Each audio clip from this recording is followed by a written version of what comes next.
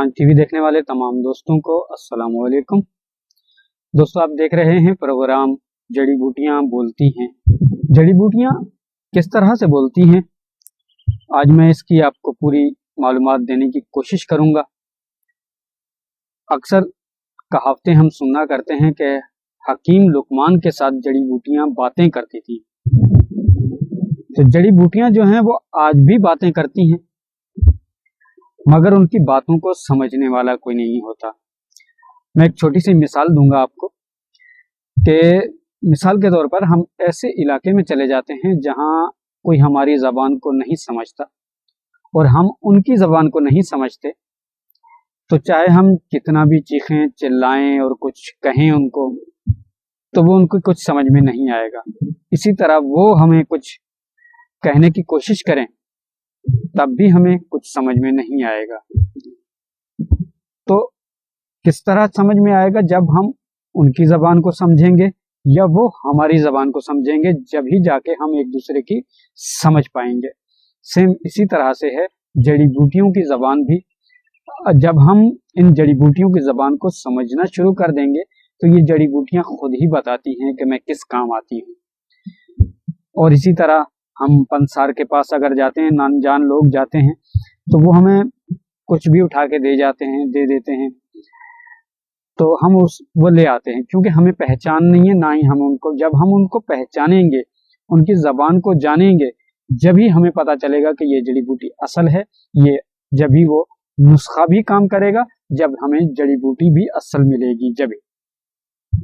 तो आज हम जिस जड़ी बूटी से बात करने की कोशिश कर रहे हैं उसको मुख्तलिफ नामों से यूं तो महसूम करते हैं, जिस तरह के आम फाहम ज़बान में आग कहते हैं और मद्दार भी इसे कहते हैं। इसी तरह इसके दूध को शीरे मद्दार कहते हैं।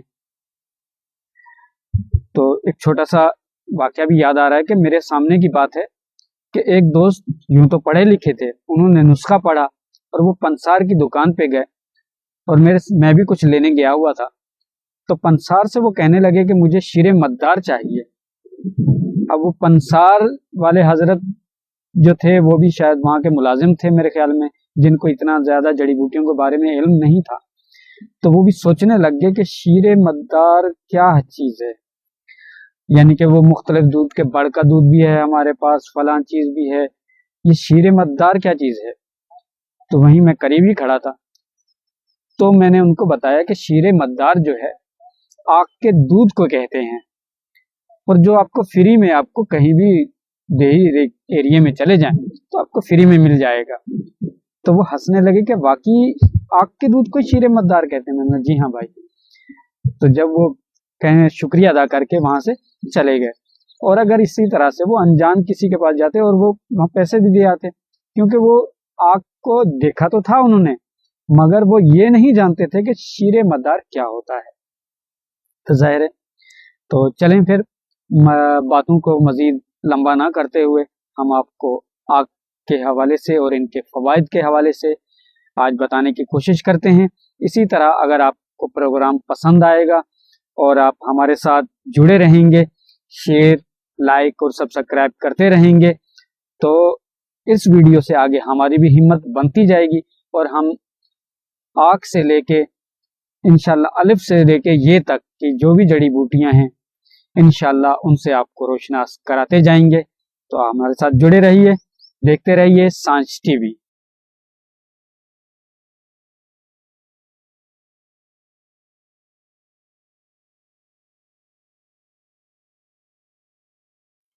ये वो दरख्त है जिसे आक कहा जाता है और मद्दार भी कहते हैं इसे। इसको मिरट्ठी के अंदर आकड़ा, रोई, अरबी में उशर, ऐनल अदविया, गुजराती में आकदू, फारसी में जहरनाक, खजक, जहूक, तामिल में एरको, यारकम और पंजाबी में अक, आक, और इसी तरह सराइकी के अंदर भी इसे आक ही कहा जाता है।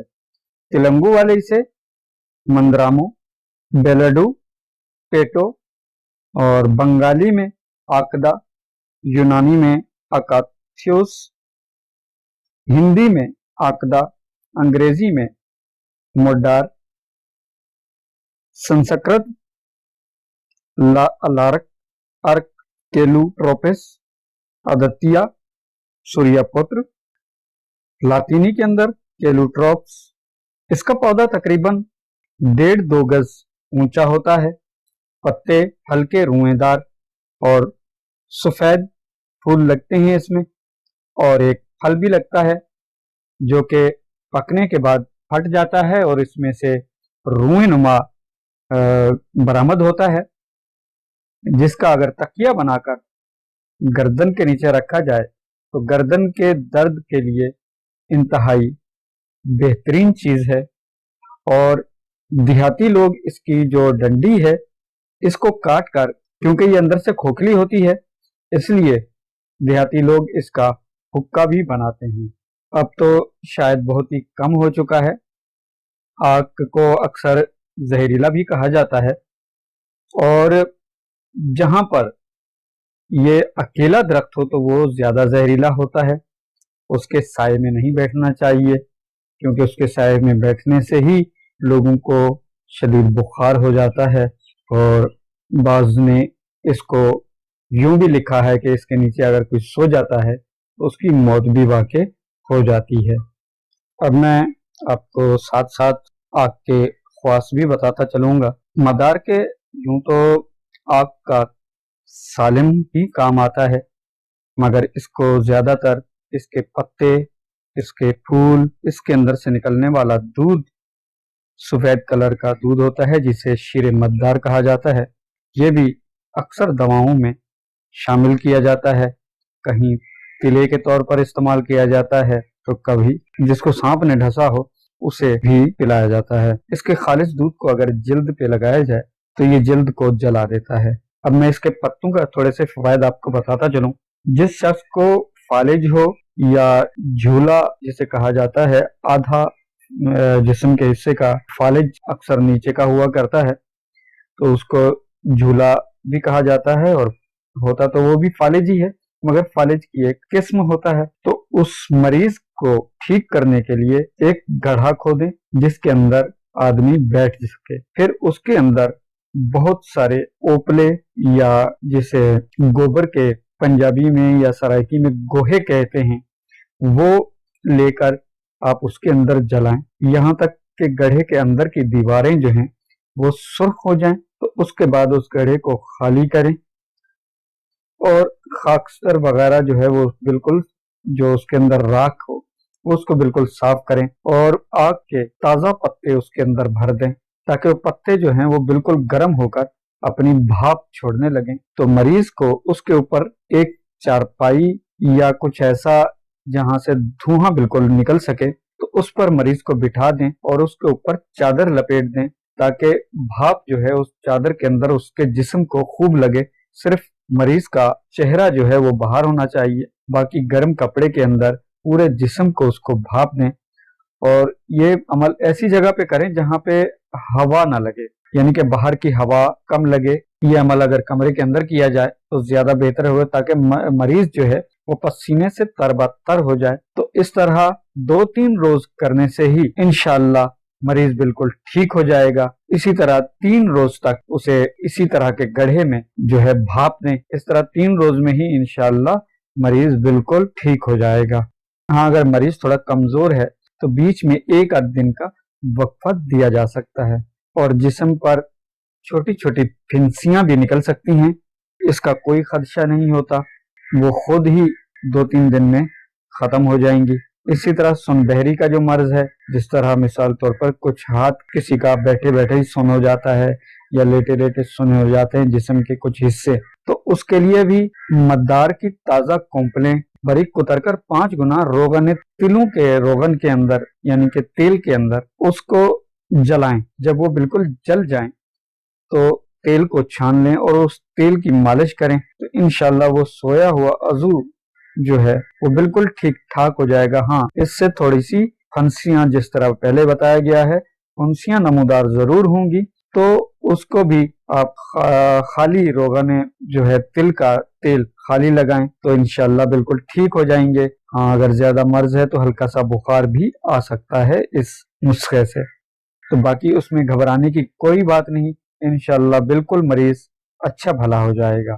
اسی طرح میں چھوٹا سا ایک اور نسخہ بتاتا چلوں کہ آک کے پتے جو ہے برتن میں بچھا کر ان کے اوپر کسی قسم کا اناج بچھا دیں، ان پتوں کے اوپر بچھا دیں اور پھر اوپر سے اس کو ڈھک دیں اور برتن کے منہ تک پانی بھر دیں، یعنی کہ پانی بھر کر اس کو بالکل بند کریں اور 21 دن تک اسے یوں ہی پڑا رہنے دیں۔ اس کے بعد وہ جو اناج آپ نے ڈالا تھا اس کو نکال کر خشک کریں اور پھر اناج جو ہے تھوڑی سی مقدار میں کھانے سے دست آ جاتے ہیں، یعنی کہ موشن لگتے ہیں اور بادی امراض جو ہے اس سے بالکل دفع ہو جاتے ہیں۔ آک کے پتوں سے استنجا کرنا بھی مسوں کو تحلیل کرنے کے لیے سب سے بہترین علاج ہے اور یہ مفت کا علاج ہے۔ یہ ایک آک جو ہر جگہ دستیاب ہوتا ہے، یہ ہمارے لیے قدرت کا ایک تحفہ ہے۔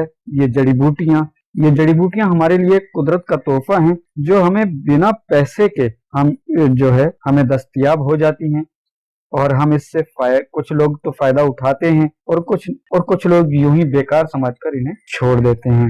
اور چونکہ آک کے پھول جو ہیں انہیں کھانے سے ہاضمہ جو ہے وہ قوی ہوتا ہے، یہ معدے کو بہت ہی طاقت دیتے ہیں، تو اگر یہ پھول جو ہے آک کے جو پھول کے اندر جو لونگ ہوتے ہیں انہیں گڑ کے ساتھ اگر بخار والے کو 1 گھنٹہ پہلے کھلا دیا جائے، یعنی کہ باری کا جنہیں بخار آتا ہے یا تپِ لرزہ آتا ہے، تو انشاءاللہ وہ باری نہیں آئے گی، نہ ہی بخار اسے چڑھے گا دوبارہ۔ تو یہ بہت ہی بہترین علاج ہے اور آسان اور مفت کا علاج ہے جسے ہمیں کرنا چاہیے۔ اور آک کی جو جڑ ہوتی ہے اس کا چھلکا جو ہے یہ بھی معدے کے لیے بہترین ہے اور بہت ساری دواؤں کے اندر اس کے چھلکے کو استعمال کیا جاتا ہے، اس کی جڑ کے چھلکے کو۔ اگر آک کے دودھ کے اندر روئی کو بھگو کر اس دانت میں رکھا جائے جس میں درد ہو رہا ہو تو وہ درد کو بھی تسکین دیتا ہے، اور اسی طرح اگر آک کے دودھ اور شہد کو ملا کر منہ میں ملنے سے منہ کے چھالے بھی ٹھیک ہو جاتے ہیں۔ دوستو اگر ہم آک پہ بات کرنے بیٹھیں تو یہ ایک بہت ذہین یعنی کہ بہت بڑی کتاب لکھی جا سکتی ہے اس کے اوپر، اتنے فوائد کی یہ چیز ہے آک۔ امید ہے کہ آپ کو آج کا یہ پروگرام پسند آیا ہوگا۔ اگر کوئی سوال یا کچھ پوچھنا کوئی چاہے تو ہمارے کمنٹس باکس میں پوچھ سکتے ہیں، ہم انشاءاللہ کوشش کریں گے کہ آپ کے سوالوں کا جواب دے سکیں اور بہت اچھے انداز میں دے سکیں، کیونکہ آک کے ابھی ہم نے نسخے نہیں بتائے۔ آک کے اگر ہم نسخے بتانے لگیں گے تو گھنٹوں کا پروگرام ہو سکتا ہے یہ، تو لہٰذا ہم یہیں پر ہی اس پروگرام کو چھوڑتے ہیں۔ نسخوں کے لیے الگ سے ایک پروگرام بنائیں گے جس میں مختلف نسخے بتائیں گے۔ یہاں ہمارا مقصد تھا جڑی بوٹیوں سے روشناس کرانا۔ امید ہے کہ آپ کو آج کا یہ پروگرام پسند آیا ہوگا۔ اگر پسند آیا ہے تو آپ لائک، شیئر اور سبسکرائب کرنا ہرگز نہ بھولیے گا۔ ہمارا ایک ٹارگٹ ہے، ہمارے ٹارگٹ کو اگر آپ اچیو کریں گے یا پورا کریں گے تو ہمارا بھی وعدہ ہے آپ سے کہ آپ کو ڈھیر ساری جڑی بوٹیوں کے بارے میں اسی طرح سے معلومات اچھی دیتے رہیں گے، اور اس کے علاوہ ہم آپ کو صدری مجربات بھی دیں گے جو کہ سینہ بہ سینہ نسخے چلے آ رہے ہیں اور باقاعدہ مجرب ہیں اور تیر با ہدف ہیں، وہی نسخے ہم آپ کو بتائیں گے، اور اسی طرح جڑی بوٹیوں کا سلسلہ بھی ہمارا چلتا ہی رہے گا۔ تو دیکھتے رہیے سانچ ٹی وی۔